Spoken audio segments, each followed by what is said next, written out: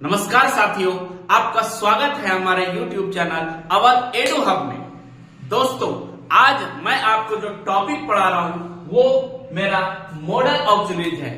जैसे कि मैंने इसके पहले वीडियो में आपको बताया था वर्ब किसे कहते हैं, वर्ब कितने प्रकार के होते हैं, वहां पर ऑक्सिलरीज वर्ब आया। अब ऑक्सिलरीज वर्ब कितने प्रकार के होते हैं इसको भी मैंने बताया।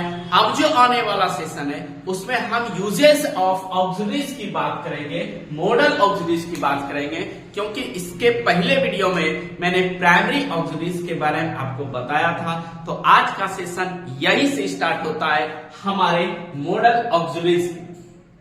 तो साथियों, आज जो हम लोग सीखने वाले हैं वो बहुत बेहतरीन सेशन होने वाला है। आज हम लोग कैन, कोड, मे, माइट जैसे हमारे थंबनेल में दिया गया है वो सारे चीज पर हम लोग बेहतरीन डिस्कस करेंगे, विश्लेषण, डेप्थ नॉलेज भी करेंगे हम लोग। और सबसे बड़ी बात यह है कि आप हमारे चैनल को सब्सक्राइब नहीं करते हैं, प्लीज हमारे चैनल को सब्सक्राइब करिए, लाइक करिए। चलिए आज फिर से आपके सामने हाजिर है एक नए टॉपिक के साथ। तो स्टार्ट करते हैं। Model auxiliaries, what is model auxiliaries? ठीक है, इसको हम लोग जान गए। अब यूज ऑफ मॉडल ऑक्सिलरीज के बारे में जानेंगे। तो मैंने कैन, कोड, मे और माइट को आज हम लोग अच्छे से पढ़ेंगे। तो सबसे पहले हम लोग कैन के बारे में पढ़ेंगे, उसके फॉर्म के बारे में। कैन क्या होता है? तो कैन का मेनली अर्थ जो होता है वो होता है सकता, नहीं सकना, ऐसे हम लोग पढ़ते हैं। सकता, शक्ति, सकते।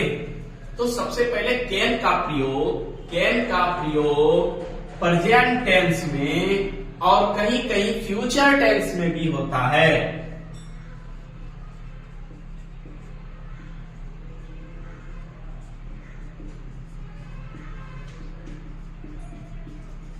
जैसे हम आपके सामने एक सेंटेंस लिख रहे हैं। For example, I can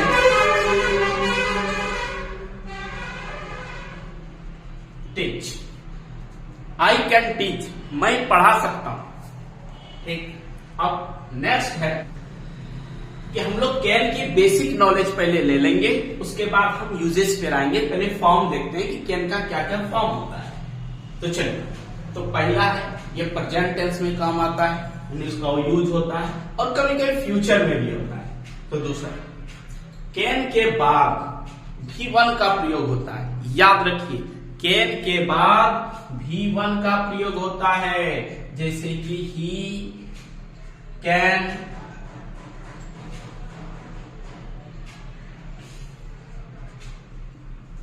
swim.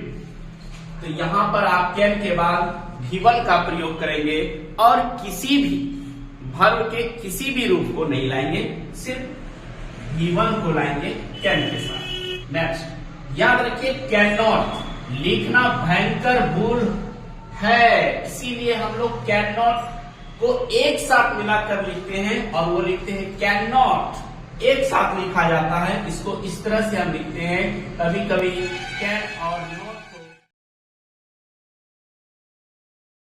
और कैन और नॉट को हम कांट भी लिखते हैं। तो यहां तक हम उसके फॉर्म की जानकारी प्राप्त कर चुके हैं। अब जो हम आगे पढ़ेंगे वो इसका यूजेस होगा। वो यूजेस जो हम लोग सीखेंगे और ये आपको बहुत सारे कंपटीशन में, सारे जगह पर आपको काम देगा। और अब यूजेस क्या होता है इसको हम बहुत बेहतरीन तरीके से जानेंगे यूजेस के बारे में। चलिए, तो पहला यूज होता है कैन का उपयोग सामर्थ्य। जैसे हमने आपको एग्जाम्पल के तौर पर बताऊंगा कि सामर्थ्य, एबिलिटी, कोई भी काम करने की क्षमता किसी में हो, सामर्थ्य है कि हम ये काम कर सकते हैं, हम तैर सकते हैं, हम पढ़ सकते हैं, हम अंग्रेजी बोल सकते हैं, हम अंग्रेजी सीख सकते हैं। तो ये जो एबिलिटी है उस अर्थ में आप कैन का प्रयोग करेंगे। For example, you can run, तुम दौड़ सकते हो। जब यहां पर क्षमता की बात होती है कि आप में शक्ति है, पावर है, शक्ति, पावर, कैपेबिलिटी, आप में कोई काम करने की क्षमता है, उस कंडीशन में हम कैन का प्रयोग करेंगे। For example, he can teach, वो पढ़ा सकता है। तो उस कंडीशन में हम कैन का प्रयोग एबिलिटी, पावर, कैपेबिलिटी, कैपेसिटी, ये क्षमता बताने में करते हैं। ये तो पहला पॉइंट हो गया। यहां तक अगर आपको समझ में आ गया हो तो नेक्स्ट चलते हैं। नेक्स्ट पॉइंट है मेरा परमिशन। अगर आप किसी को परमिशन देते हैं कि for example you can go, you can go, you can go, ये आप किसी को कह रहे हैं ना तुम जाओ। अगर कोई हमसे पूछ रहा है क्या सर मैं जाऊं, यस यू कैन गो ना, अब तुम जा सकते हो। तो उस कंडीशन में हम अनुमति यानी इसको आदेश दे दिए जा सकते हो। फिर है रिक्वेस्ट। आपको लगता होगा क्या सर रिक्वेस्ट, यस रिक्वेस्ट का भी प्रयोग हम करते हैं और उसमें कैन का प्रयोग करते हैं जब हम रिक्वेस्ट लिखते हैं। लेकिन कैन के रिक्वेस्ट से ज्यादा बेहतर होगा आपका मे का रिक्वेस्ट, तो उसको भी हम जानेंगे। लेकिन फिर भी कैन का प्रयोग आप रिक्वेस्ट में कर सकते हैं एज ए कन्वर्सेशन। जब हम कन्वर्सेशन में बात करते हैं तो वहां पर कैन आजकल चलता है। फिर है ऑर्डर, आदेश। अब किसी को आदेश देते हैं, जैसे अनुमति मांगते हैं। कोई बोला सर मैं आ सकता हूं, तो उस कंडीशन में आप परमिशन देते हैं। और कोई आदेश आप जारी करते हैं, कोई एडवाइजरी जारी किया जाता है कि सब बच्चे जा सकते हो। जैसे स्कूल में ना होता है, जब छुट्टी होती है तो उसके पहले अगर कोई घटना घट जाती है, कोई जाना होता है, तो उस कंडीशन में हमारे प्रिंसिपल साहब कहते हैं भाई आज जो है ना मिड डे में ही सबको छुट्टी मिल जाएगी, यानी कि आप सब जा सकते हैं। बहुत क्या एकदम मजा हो जाता है कि जब आप छोटे छोटे बच्चे को जब आप बोलिएगा कि आजकल ना बारिश के कारण या कोई पर्व के कारण जल्दी छुट्टी हो जाती है, उस कंडीशन में क्या होता है बच्चे बहुत खुश हो जाते हैं, एडवाइजरी जारी हो गया। उस कंडीशन से हमारे प्रिंसिपल साहब ऑर्डर जारी करते हैं, तो वहां भी हम कैन का प्रयोग करते हैं। जैसे लिखते हैं all student can be gone, कि सब बच्चे जा सकते हैं। नेक्स्ट पॉइंट की ओर चलते हैं बच्चों। नेक्स्ट पॉइंट का जो यूजेज है ना वो प्रेजेंट टेंस में बहुत बेहतरीन यूज है। जैसे अगर हम कैन का अर्थ क्या होता है, सकना। जब कैन का अर्थ सकना होता है तो किसी की क्षमता को बताता है ना। मैंने दो वर्ड का प्रयोग यहां पर किया है कि आप एक वर्ड देखेंगे यहां पर कि एक वर्ड है be able to, be able to और बी कैपेबल ऑफ। इसका मतलब ये हुआ कि यहां भी कोई अपनी एबिलिटी दिखा रहा है, वो कैपेबल है कोई काम करने में। फॉर एग्जाम्पल अगर कोई कहता है मैं अंग्रेजी पढ़ सकता हूं, तो ये कैसे बनाएगा, ये बनाएगा मैं अंग्रेजी पढ़ सकता हूं, आई कैन रीड इंग्लिश, ये बनाएगा। लेकिन इसको और एक तरीके से बना सकते हैं। इस ट्रांसलेशन को कैसे बना सकते हैं, देखिए इसको बना सकते हैं हम कि आई कैन के जगह पर आप इसको नहीं देके आप आई एम दे देंगे, इसको हटा देंगे, ठीक है, इसको रिमूव कर देना है। I am able to read English. आपको समझ में आया कि मैंने क्या किया कि जहां पर आप कैन लगाते थे उस कंडीशन पर, उस स्थान पर आप I am able to read कर सकते हैं।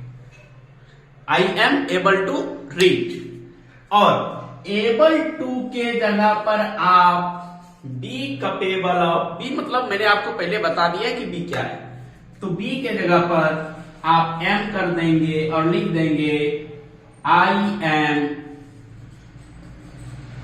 Capable of read English. ठीक, तो इस कंडीशन से आप ये जान जाएंगे कि कहां कहां कैन का प्रयोग करना है। मित्रों, मैंने आपको सारी बातें बताया, अब कहां यूज होता है ये 3-4 पॉइंट्स में आप यहां तक समझ जाएंगे कि यहीं तक प्रयोग है। 1-2 पॉइंट्स और बचा है, जैसे कि कोई आदत, जब किसी की आदत होती है ना कि उस कंडीशन से तुम नहीं सुधर सकते, तुम्हारी आदत है कि नहीं सुधरना, तो उस कंडीशन में हम हैबिट में हम कैन का प्रयोग करते हैं। आदत, यहां पर मैंने एक पॉइंट लिखा आदत, जो तीसरा 4 नंबर का पॉइंट है। ये आदत में जैसे कि किसी को हम बोल सकते हैं कि कैन नॉट बी पोलाइट, कि तुम कभी विनम्र नहीं हो सकते। तो उस कंडीशन में, क्योंकि वो आदत हो गई है उसकी, मैं कोई बच्चा होता है, हम डांट के किसी को बोलते हैं कि तुम्हारी आदत खराब है, तुम कभी विनम्र बन नहीं सकते हो, तो उस कंडीशन में हम क्या लिखेंगे कि कैन नॉट बी पोलाइट, कि वह कभी विनम्र नहीं बन सकता। ये सारी बातें आपको अगर समझ में आ गई हो तो हम नेक्स्ट टॉपिक की ओर बढ़ते हैं। वो मेरा टॉपिक होगा कुड। बच्चों, अब हम आपके सामने मॉडल ऑक्सिलरीज का कैन के बाद कुड का प्रयोग सीखेंगे। आप ये समझ लीजिए कैन और कुड में ज्यादा कुछ अंतर नहीं है। तो चलिए कुड का फॉर्म पहले जानते हैं, क्या फॉर्म होता है। तो सबसे पहले कुड जो है वो कैन का पास्ट है। इस बात को आप जान लीजिए। क्या बोले हम कि जिस प्रकार हम वर्ब का रूप प्रेजेंट और पास्ट जानते हैं, उसी प्रकार कैन का पास्ट रूप है कुड। क्लियर? पहला पॉइंट मेरा क्लियर हो गया कि कैन का पास्ट रूप कुड है। कुड का प्रयोग सभी पास्ट टेंस में नहीं होता है। कुड का सभी जगह पास्ट में प्रयोग नहीं होता है। जैसे एक एग्जांपल के तौर पे, जब आप किसी से अनुमति मांगते हैं, कुड आई हेल्प यू, तो उस कंडीशन से